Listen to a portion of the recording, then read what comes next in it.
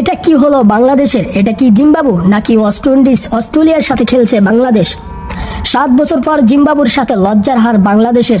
সিলেট আন্তর্জাতিক ক্রিকেট স্টেডিয়ামে বুধবার টেস্ট সিরিজের প্রথম ম্যাচ 3 উইকেটে জয় পেয়েছে জিম্বাবু। এই জয়ে বাংলাদেশের বিপক্ষে 7 বছর পর কোনো টেস্ট সিরিজ জিতল জিম্বাবু।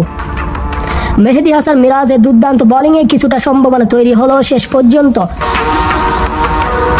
ওয়েলসি মার্বেলের রিভার্স সুইপে বাউন্ডারি মেরে জয় নিশ্চিত করেন সফরকারীরা।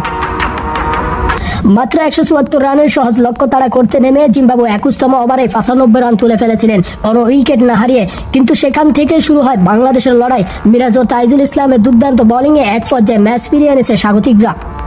মিরাজ প্রথম ভেঙে দেন ভায়াল ভেন্টের ও বেন কার্মের গড়া 95 রান উদ্বোধনে জুটি। এরপরে 33 রানের ব্যবধানে আরও 3টি উইকেট হারায় জিম্বাবু। মিরাজের গুণিতে একের পর এক ব্যাটাররা সাজঘরে ফিরলেন, অন্যদিকে তাইজুলও তুলে নিলেন গুরুত্বপূর্ণ 2টি উইকেট।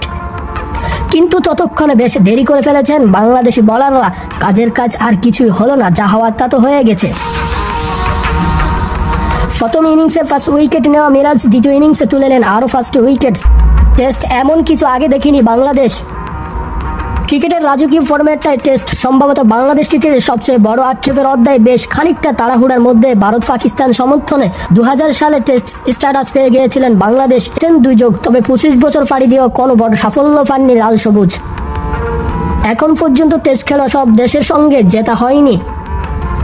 চলমান সিলেট টেস্ট সেই ব্যর্থতা দুর্বলতার চিত্র স্পষ্ট ফুটে উঠেছে ঘরের মাঠে সেনা প্রতিপক্ষ জিম্বাবুর বিপক্ষে আরও একবার ব্যাটিং বিপর্যয়ে পড়ে শান্ত বাহিনী।